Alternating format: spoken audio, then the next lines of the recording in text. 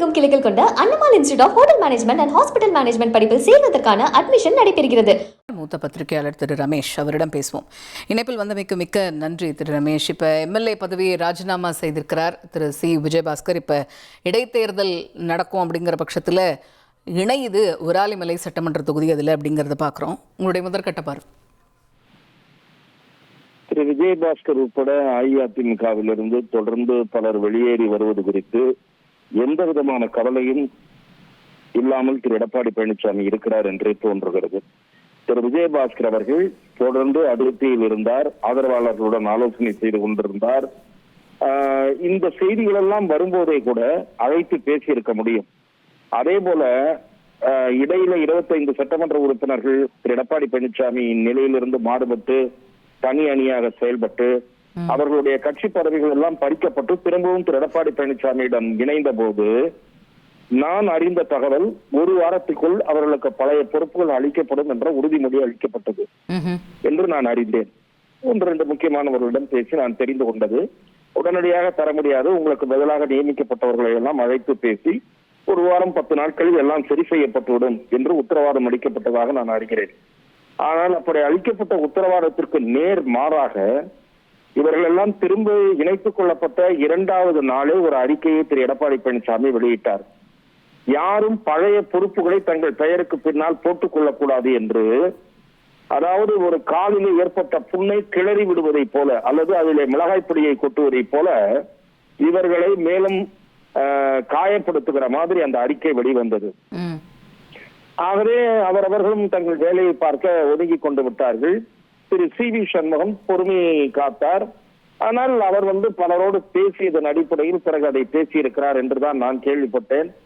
எதற்காக நான் இதையெல்லாம் வரிசைப்படுத்தி சொல்கிறேன் என்றால், 4 முன்னாள் அமைச்சர்கள் 10 முன்னாள் எம்எல்ஏக்கள் எல்லாம் ஏற்கனவே தாவேகாவில் போய் சேர்ந்த நிலையில் தடுப்பு நடவடிக்கைகள் அல்லது தலைமை கழகத்தில் அவசர ஆலோசனை கூட்டம், இந்த கட்சிக்கு எதிர்காலம் இருக்கிறது, யாரும் இப்படிப்பட்ட முடிவுகளை எடுக்காதீர்கள் என்று குறைந்தபட்ச ஒரு அப்பீலை கூட திரு எடப்பாடி பழனிசாமி விடுவதற்கு தயாராக இல்லை.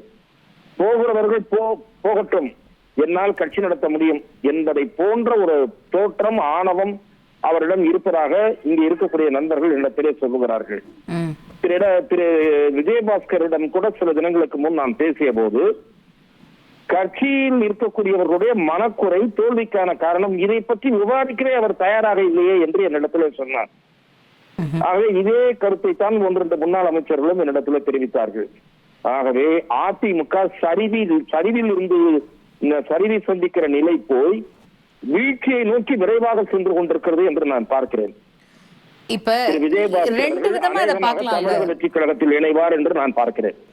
ரமேஷ் சார், இப்ப இதை 2 விதமா பார்க்கலாம்ல. இப்ப ஒரு தோல்வி அப்படிங்கிற ஒரு இடத்துக்கு கட்சி வரும்போது கூட இருக்கணும் அப்படின்னு ஒரு பார்வை இருக்கும். அந்த நேரத்துல ஒரு தனி குழுவா ஒரு அணியா பிரிஞ்சு வேற ஒரு முடிவு எடுக்கிறாங்க அப்படிங்கும்போது திரும்ப அவங்க அந்த தாய் கழகத்துக்கு வந்துட்டாங்கன்னா உடனே அவங்களுக்கான அந்த பறிக்கப்பட்ட பதவியெல்லாம் உடனே கிடைக்கணும் அப்படின்னு எதிர்பார்க்கறது எந்த விதத்துல நியாயம் இல்ல? அப்படியும் ஒரு ஆங்கிள் இருக்குல்ல.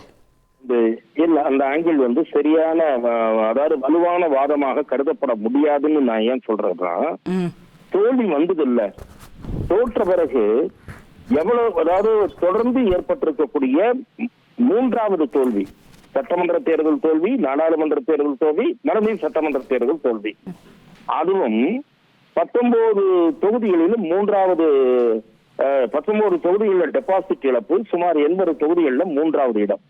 இப்படிப்பட்ட ஒரு வீழ்ச்சியை சந்தித்த பிறகு என்ன கூட்டம் கூட்டப்பட்டது? செயற்குழு கூட்டமா, மாவட்ட செயலாளர்கள் கூட்டமா, பொதுக்குழு கூட்டமா, கூட்டி விவாதியுங்கள் என்ற கோரிக்கையை ஏன் ஏற்க மறுக்கிறீர்கள்? இல்ல, மாவட்ட செயலாளர் இப்ப காஞ்சிபுரத்துடைய மாவட்ட நிர்வாகிகள் தரப்புல ஒரு கூட்டம் கூட்டினாங்கல்ல, ராயப்பேட்டால இருக்கக்கூடிய தலைமை அலுவலகத்துல. நீங்கள் என்னமா அது செங்கல்பட்டு மாவட்ட நிர்வாகிகள் கூட்டம் எல்லாம் ஒரு கூட்டமா? மாவட்ட வாரி இல்ல ரமேஷ் சார், இப்ப மாவட்ட வாரியா ஒவ்வொரு மாவட்டமா என்னென்னங்கறத அவங்க பாத்துக்கிட்டு இருக்காங்க. அப்படிங்க அவங்க ஒரு ஸ்டெப் எடுத்து வைக்கிறாங்க தானே. கேட்கவே இல்ல, போகவே இல்ல, டிஸ்கஷனே பண்ணலன்னு நம்ம ஒரேடியா இந்த முடிவை எடுத்துட முடியுமா? நான் அதை ஏற்கவில்லை. 2வது, முதலில் வைக்கப்பட்ட குற்றச்சாட்டு, இவர்கள் தரப்பில் வைக்கப்பட்ட குற்றச்சாட்டு மிகவும் சீரியஸான குற்றச்சாட்டு.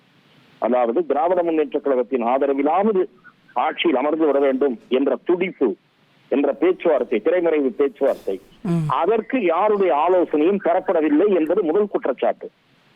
ஆகவே இந்த விவகாரங்கள் எல்லாம் ரொம்ப தாறுமாறாக தேர்தல் தோல்விக்கு பிறகு சரியான திசையில் கட்சி கொண்டு செல்லப்படாமல் மக்கள் அளித்த தீர்ப்புக்கு மாறான ஒரு முடிவை செயல்படுத்துவதற்கு முதலில் தயாரானார்கள். பிறகு அந்த முடிவை ஏற்றுக்கொள்ளாதவர்கள் போனால் போகட்டும் என்பதற்கும் தயாராக இருந்தார்கள்.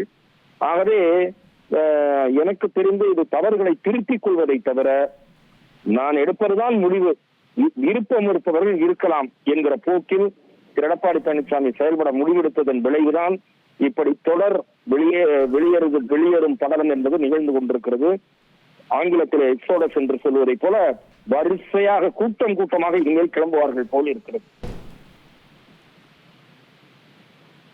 நன்றி திரு ரமேஷ். இணைப்பில் உங்களுடைய பார்வைகளை பகிர்ந்து கொண்டமைக்கு நன்றி. தமிழகம் எங்கும் கிளைகள் கொண்ட Annamal institute of hotel management and hospital management படிப்பில் சேர்வதற்கான அட்மிஷன் நடைபெறுகிறது.